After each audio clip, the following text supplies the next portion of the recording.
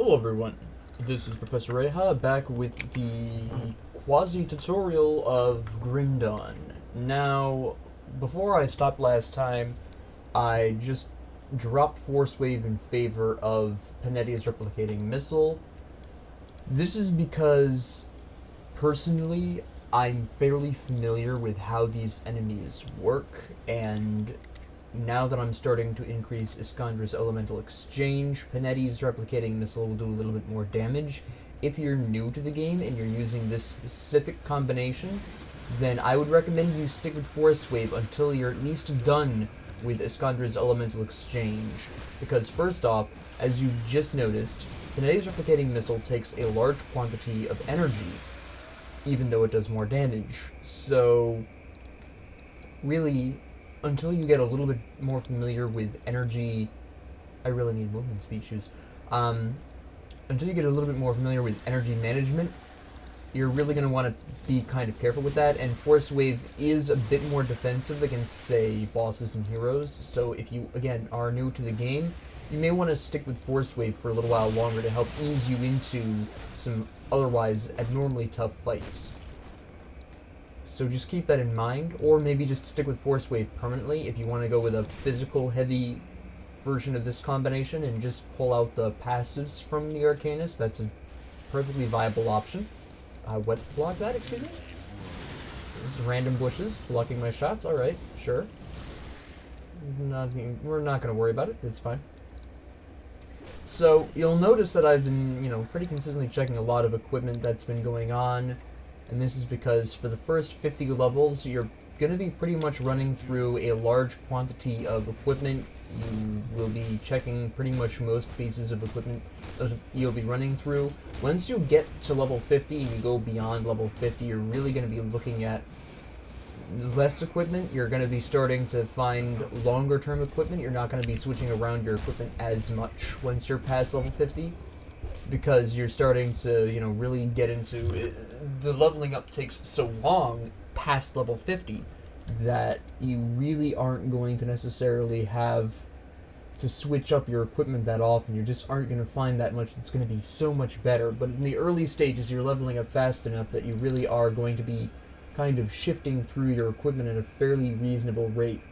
Now, I am going to equip this because it does offer better resistances, it offers better armor, and I don't need the Aether damage on the chest piece that I currently have. I don't do Aether damage, but I do elemental damage, which does cover lightning and electrocution. So we will be equipping this over whatever else I have. The Conjuring Bone of Decay. I'm pretty intimately familiar with that. I already know that's an offhand for pets. If you're a necromancer or you're using another class that has pets and you're using the pets, then that's a really useful thing. That actually helps make pets very viable, or it helps keep pets viable for a very long time. Not necessarily Carver's Conjuring Bone, but there's a lot of equipment that really helps out pets. Which is one of the things that I like about Grim Dawn, is that pet builds are extremely effective. They fall off a little bit in ultimate difficulty, depending on how you use them, but even so, they still perform some useful function.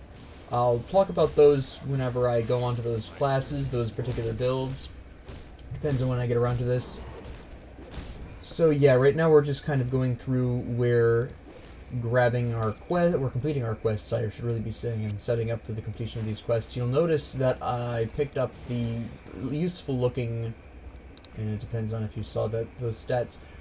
Milton's helmet is really nice for physical soldier builds. It does offer, I lucked out with this one, that's some pretty good resistances on there. I'll probably be keeping this for a while because, quite frankly, not only does it increase 3 different skills for soldier, but it does also offer me some excellent resistances, which, again, I do prioritize personally a little bit more than armor. I can increase my armor artificially through components. I cannot so easily increase my armor via any other method, such as, I'm sorry, not my armor. My resistances, I can increase, but it's generally going to be limited to 1 or 2, usually. For most components, they'll only increase your resistances by 1 or 2. And even then, you have to make a very specific choice as to which resistances you're going to be increasing with those. So, I generally prioritize... Do I need this? I like the resistance on this. I have the ability to increase this, that's fine. That's alright. We'll throw this on the floor. And we need to read this. There we go. So that is why I equipped that. So I also chose this particular pathing specifically to take out the 2 heroes that are part of that quest. So we're just gonna go through. You'll notice that my melee attack is kind of compared to Panetti's replicating missile. There's the chewed buckler pulling through for me. Panetti's replicating missile is definitely the stronger thing right now, and that's because I don't have the crystal on cadence that increases its damage and it makes it elemental. Once I get that, you'll notice that cadence becomes a lot more powerful. This could be a little ugly. We're gonna have to pull back and use some Panetti's replicating missile. There's too much retaliation damage at this point in the game.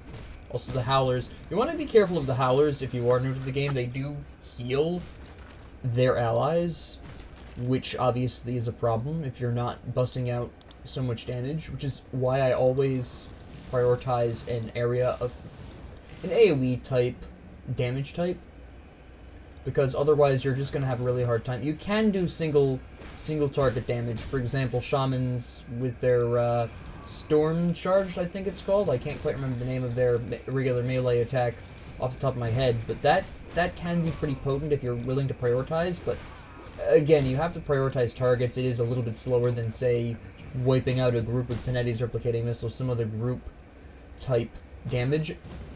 So that's generally why you want to be pulling this kind of thing. Now this guy is a little bit more difficult to take out if you're melee, because you do have the fire ring that can cause some problems for you.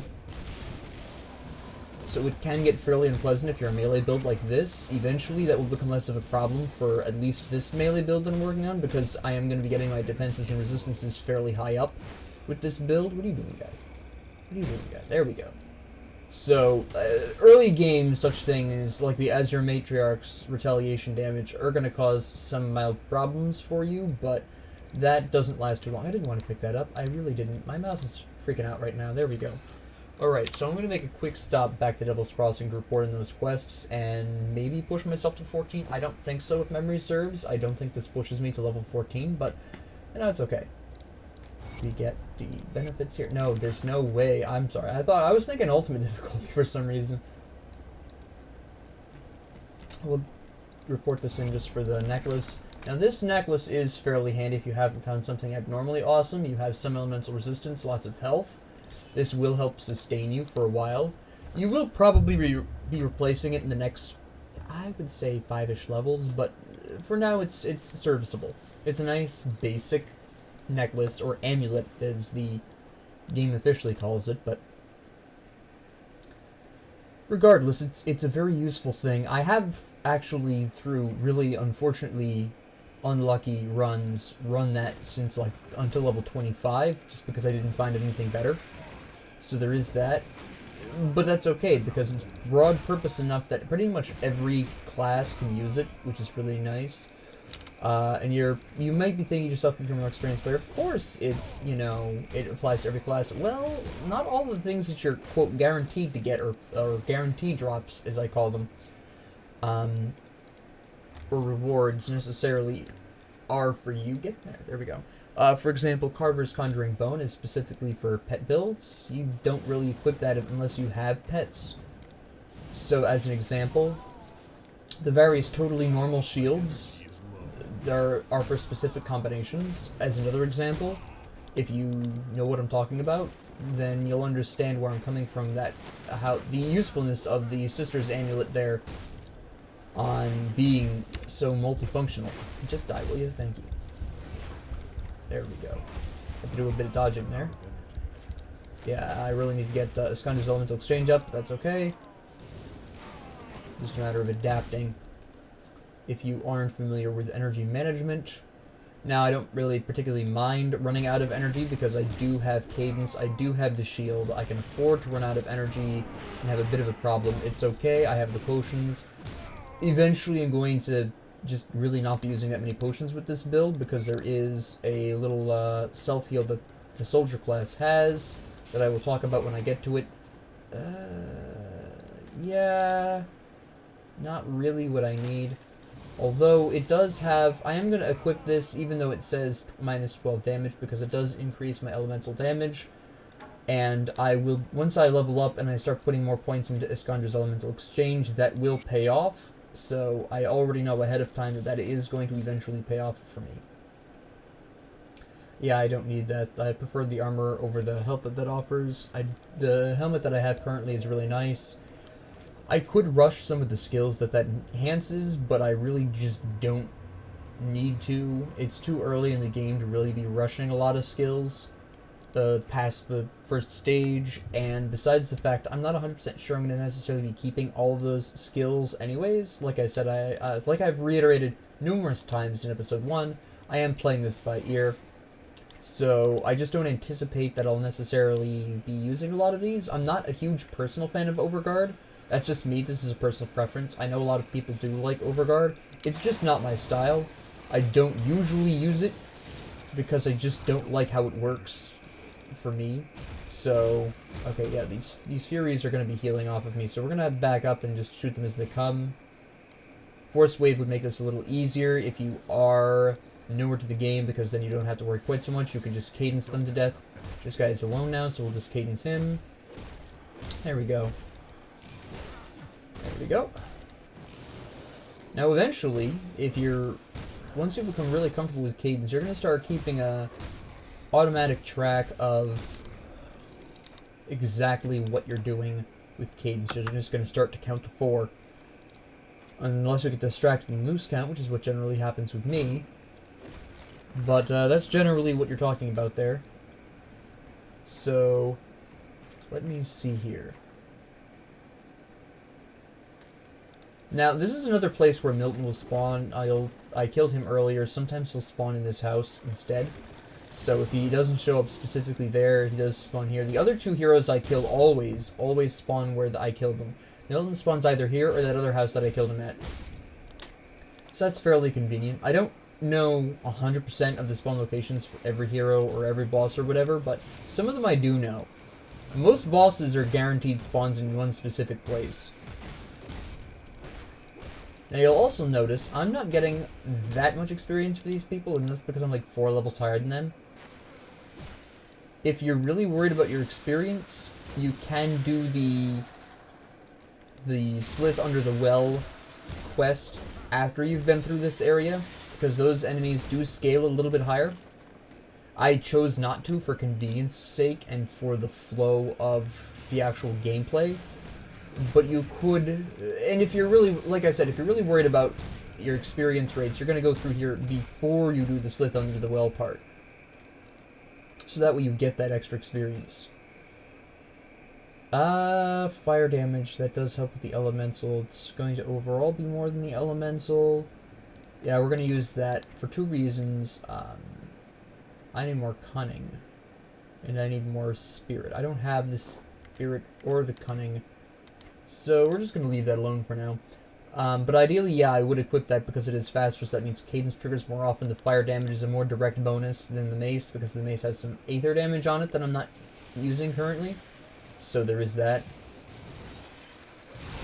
There we go. And then I just clean them up with cadence.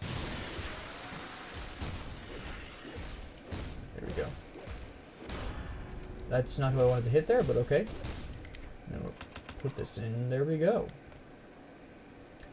Now, once I'm done with Iskandra's, I am going right into Inner Focus because I do want that spirit for the maximum energy. That'll really help me be able to shoot more Panetti's replicating missiles. What is that?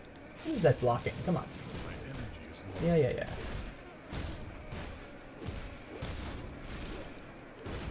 Come on, there we go. And this is where Isaac's stash is. Usually you get pretty good shoulders. I actually really looked out here. That's 4 resistances. That's really nice. Some basic stat increases. Very nice. Most of this I'm not even going to need, really. The gloves are lame. The shield is technically a little bit better, but again, it doesn't have the passive skill that I really want to see. And the boots are just not really worth my time. I'm wondering, no, I'm not quite at the point where I want to be looking at just green. I want to see if I can find some, my gloves and my belt are still pretty weak. So I'll be leaving that up for now. I'm going to go down here and go into this cave. And the cave is fairly interesting because it can be a little bit tricky. If you're using Force Wave, this could be a little bit of an issue because you are going to be attacked from numerous sides, which creates its own problems if you rush in. So I'm actually going to rush in and gather up some people because I have Panetti's Replicating Missile. If you kept Force Wave because you either prefer it, or if you are a newer player and you want the safety of that stun, then you're going to want to come at this from a different angle. Primarily, you're going to want to circle around very slowly, and then you kind of hit all of the slip in one, line. You got to arrange them more specifically. I'm going to come over here and grab these people. They're not coming out of the hole. Okay. That's fine. I'm going to get stuck on this totem here. There we go. This totem pole, I guess you could call it. It's not a real totem. There are real totems. We've seen one before, so... Oops. That was a miss. And we're going to go ahead and loot the area, see if we can find some potions. That's fine. Food ration. I'm not sure I needed that. I probably could have saved that, but whatever. A tome that I don't need because I'm not going to use offhands. And here we go. So this can get a little bit tricky. This particular entrance right here, again, I chose this entrance because I have the benefit of Panetti Replicating Missile. You may want to hold off on this until you're a little bit stronger. If you are using Force Wave, it can work if you've been fairly fortunate with your armor. I have been as well. I've been, in the past, in this particular section, I've been fairly lucky, as opposed to my first episode where I was not lucky at all. So that definitely worked to my benefit. I got the helmet that gave me some great resistances. My bleeding resistance there was nice and high, 32%, which is pretty good for this point. My poison and acid resistance is fairly high, so even if that had been Slip that spawned there, which they also can do so, I still would have been fine. So I was fairly fortunate. But if you're using Force Wave, maybe you don't need to be so fortunate, but keep it cautious when you go through that particular entrance. If you're worried to go through the other exit, you'll see what I'm talking about. It's a little bit safer. There's a couple of fewer enemies. It's not necessarily as jam-packed. So if you're really concerned about dying or having too low of equipment, go through the other entrance. My energy is low. Yeah. There we go.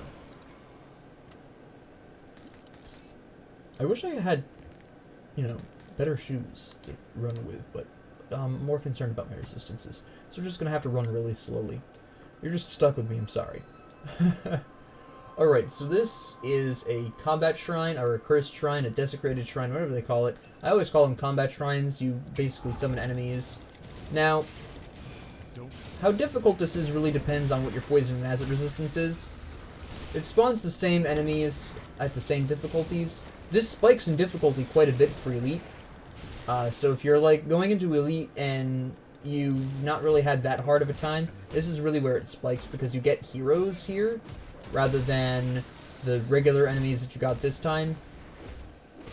And that Elite heroes spike that difficulty quite a bit. Maybe you've dealt with a couple of heroes in Elite, or if you're really unlucky by this point in Elite, but overall, yes, this is where I find Elite really spikes in the difficulty for me personally anyways.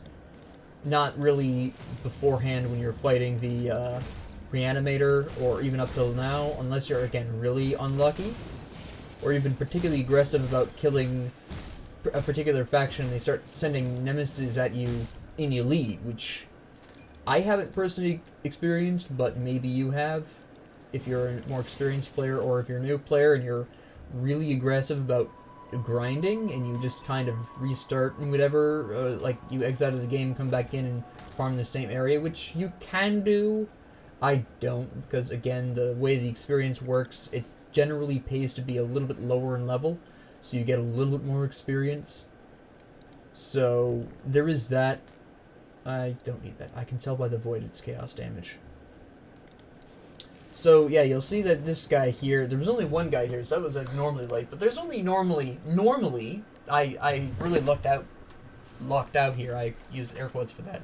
But normally there's not like a huge number of people. You can come out here and you can kind of draw them out more slowly. And then also exiting this way, if you have weaker equipment, is quite interesting because you immediately get ambushed by all these Slith. Yeah, my energy's low, that's fine. Why am I not hitting anyone? There we go. So it does, this is another reason why going through the other entrance, even though it's closer, is quite a bit riskier. You just really want to be careful with it. Again, I do have Panettis. I have gone through this several times. It's fine for me. It's going to be fine for a lot of the experienced players watching who know what to expect, who know where they're going with this, who have a better idea of where they're building. They'll be like, yeah, this is pretty easy, but again, this is really geared towards newer players who may not necessarily know or be prepared. No, I don't need that. I don't even know why I bothered checking it, considering I have the Sister's Amulet. I forgot I had that for a second there.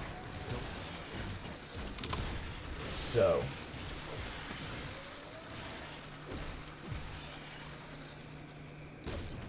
And that just takes care of that little problem. This just is a way back to the other cave. Not really any issues here. I'm going to just go down here. Sometimes enemies spawn in this little area, sometimes they don't.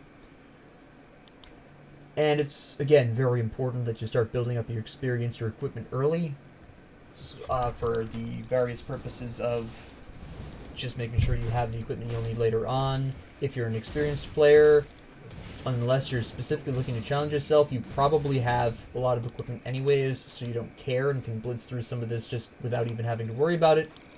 But, again, newer players is the target audience here.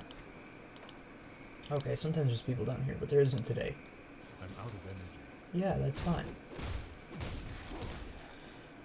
Normally I build, I normally go Inner Focus as the first one of these. I just decided to go with Panetti's at this particular junction, because I did go into Cadence. I wanted that solo damage this time.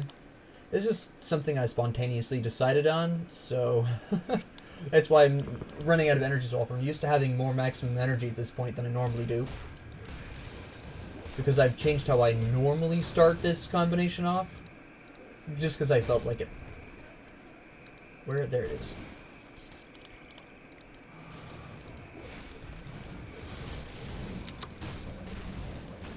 There we go. Perfect. And some Slith here. Now, actually, I'm going to go out on an interesting point here and say that I find Burwich Village to be a little bit easier to go through than this area. This area can be a little bit tough because you don't have that much in the way of equipment necessarily. You don't necessarily... If you're new, you don't know what damage types you're confronting necessarily. You're really kind of wandering lost. My first time through this area, way back like two years ago, was so much more difficult than this. But now I have a really good understanding of what I'm doing. It's completely different. I know where I'm going with this. So if you're new and you're having a bit of a hard time, that's fine. Don't worry about it. Over time, you're gonna figure out, okay, so I'm going through this area and these damage types are present. The reason why I find Burwich Village a little easier, besides having more skills and having better equipment, is that I already know that elemental resistance and physical resistance are going to be the primary damage types that I'll be needing, the primary resistances I'll need for that. So right now I'm looking for a merchant who I'm really fond of, because at least for me, he generally carries more green equipment than the other merchant you start off with. I have retaliation damage on one of my pieces of equipment. I don't know which one it is, which is what's killing them, if you're curious. I can't remember which piece of equipment, but what's killing them when they hit me is my retaliation damage. Probably that retaliation damage I mentioned was almost non-existent in the last episode. I believe I picked it up in under the Slith Well, if I'm remembering correctly. gonna... There we go. I'm not 100% sure if I'm remembering that correctly, but I believe it was in the Slith Well where I mentioned that I picked up that piece of equipment. I don't need that. Do I? No. That I mentioned that I had retaliation damage, and it was just really not going to matter that much, but apparently Panetti's replicating missile is doing exactly the right amount of damage. Oh, totem. I'm going to wait on this for a second. There's a couple of reasons I'm going to wait on this. First off, I'm hoping by clearing out the rest of the cave, I can find at least one energy potion, which will really help me out in the long run with that fight. Second off, I am also hoping that by killing the boss up here, that I can get a level up and hopefully get more energy regeneration and damage out of my setup so far. There we go. So that's really what I'm hoping for here. My energy is low. Alright.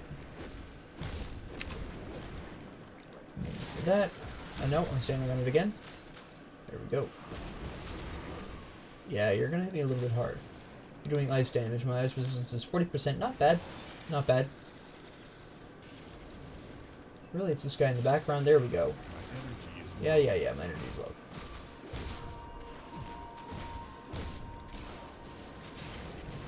Let's do this really quick. There we go. Let me just kind of switch back and forth between Cadence and Iskandra's exchange. Panetti's replicating missile. Iskandra's. My goodness. Brain cramp.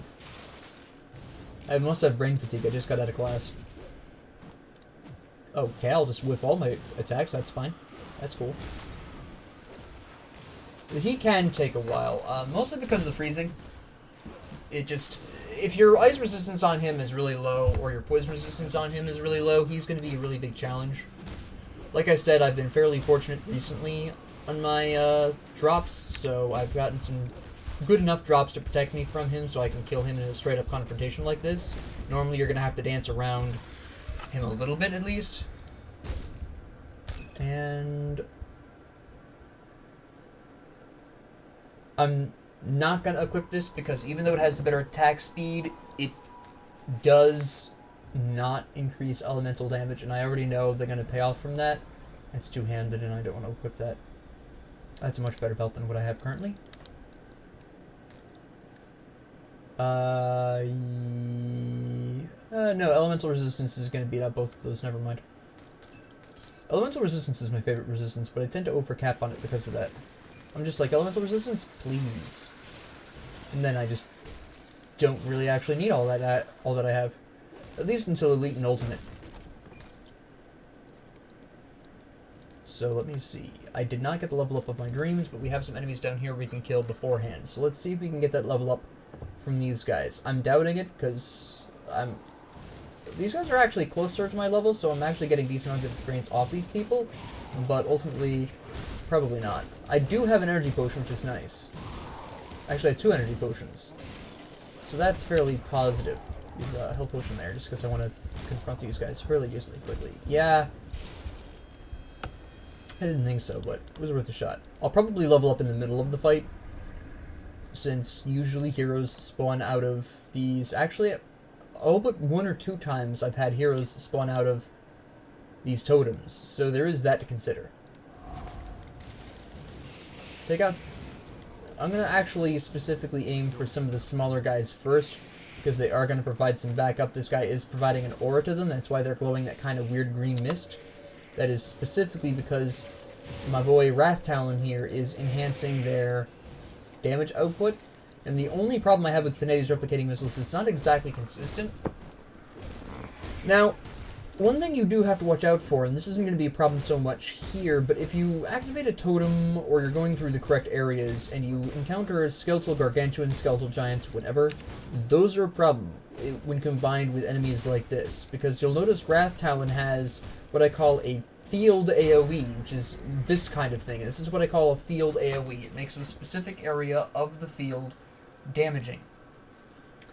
That's a problem if you're going up against skeletal gargantuans because they can root you in place. So you're going to find at some points that you're going to have a really hard time with either some totems or certain areas because skeletal totems, just the existence of them combined with certain enemy heroes or certain enemies, really can become a huge problem. I'm checking a lot of this. Basically, if it has pets, I'm not going to equip it because it's taking away stats from me and putting it towards pets, essentially, because every piece of equipment that's green has a certain number of stats it can enhance beyond what the equipment baseline can enhance. So when it's doing a pet increase, oh, that's really sweet. When it's doing a pet increase, is that an offhand? Yeah, it's an offhand, alright. I'm actually going to take, this is an example. So, no, that's actually a terrible example. Where is that? There was something I picked up that enhances pets. I don't want to use carvers because that's a pre-gen. This, okay. So you'll notice that this particular amulet has the charged claw fetish of caged souls. Now the charged is where the lightning damage is coming from. The claw fetish itself gives me that health regeneration. The caged souls provides the raised skeletons and the bonus to pets. The bleeding resistance, whether or not that's natural to claw fetishes, I don't know off the top of my head. Hold on, I'm trying not to sneeze. Task succeeded. Okay. So, if that had been a different keyword than Caged Souls, that might be an enhancement to me, but because Caged Souls enhances skeletons and pets, it's taking away a keyword that might enhance me. So if you see something that enhances pets and you aren't using pets, it is an automatic do not equip. Just because it's never going to be, you're going to be replacing it so quick before level 50 that it's not even, even if it would temporarily boost you, even if it's a little bit better than something you currently have equipped, the fact that it has that pet boost means within 1, maybe 2 levels, you're going to find something better than that anyways, so it's really not worth the time. Now, for this pair of shoes, there's the retaliation on my shoes. I don't need that pair of shoes. I'm just taking this for selling. And again, my helmet is actually insanely awesome. I did level up during the fight, or after the fight. So there is that. We are going to go out this exit. Now, the reason why I went through the cave entrance is because if the merchant that I'm looking for isn't in the bottom right corner of the misty area, I can't remember what the name of it off the top of my head is. I'm so bad with names. But if the merchant isn't in the bottom right area, he's usually going to be right above this cave entrance here. He's probably going to be a foggy bank. That's it. The misty bank? What? So he's probably, yeah, there he is. He's always in one of the 2 spots for me. I think there's a 3rd place he can potentially spawn, but it's pretty close to the bottom right side anyways, so that doesn't really make a difference. I think he spawns a little bit higher up in the bottom right corner. I'm just going to take care of some of these people here.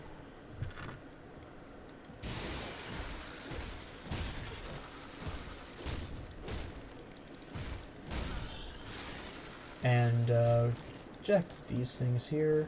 That's fine. And, talk to him. Now, he's fairly nice in the past level 50. Like I said, you don't really see a whole lot of... You switch through equipment fast enough before level 50 that buying equipment is generally not worth it. If you're under level 50, unless there's something abnormally good in their inventory, it's just so incredible that you see it lasting a while. Generally, it's not worth it. It's not worth spending the iron bits on merchant equipment because you're going to be replacing it so soon anyways. Past level 50, I'm going to start looking at the merchant equipment more. I basically, at this particular point, will only be really looking for a medal and possibly a belt and gloves. So I'll probably keep an eye out for that until I can at least get green gloves, a green belt. Beyond that, I probably won't even be considering anything the merchant sells, for simply the reason that I'll be replacing it too soon anyways. So there is that particular benefit. Really, you're not going to see him be useful until much later. But he does sell you medals a little early, and medals can increase your experience gain rate, which you might want. There are times when you don't want it, honestly. So you do have to make that decision. Usually you want it. 9 times out of 10 you want that boosted experience, but sometimes you don't. If it's your first time, and you see, for example, right now it's not that big of a deal. I'm a little bit ahead of the levels I need to be at, so at this particular point in time, while I probably will equip it, I don't need it. But if I was behind, I'd be like, yeah, I need to go really out of my way to absolutely get that bonus experience. So you may prefer the damage increase more, because there's basically, broadly speaking, there are 2 kinds of medals that you can get. There is experience boosts and damage boosts, and I'll talk about this more when I see them. But if you're under-leveled, you really want the experience boost. If you're over-leveled, you're really going to be looking for that fantastic damage boost, because that'll accentuate your overpoweredness anyways. Now, I could repair that bridge. Again, this is really intended for newer players who may not have this scrap, or may really want the shrine, so I'm going to go in here. Now, the last episode was over an hour, and that was a little bit longer than I really intended that to be. I kind of got lost in this, so I'm actually going to stop this episode here. We're going to pick up,